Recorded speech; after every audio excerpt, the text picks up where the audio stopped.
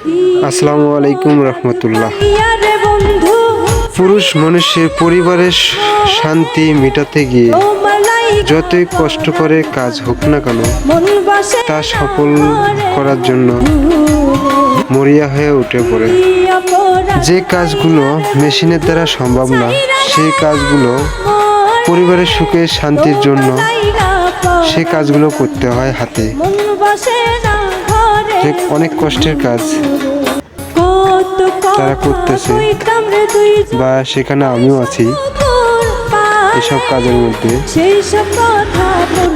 দিন শেষে এত বড় একটা লিস্ট হাতে দিয়ে বলে, এগুলো বাজার করে নিয়ে আসো।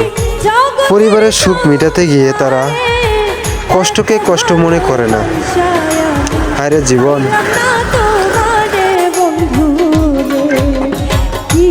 অপরাধ পাইয়া রে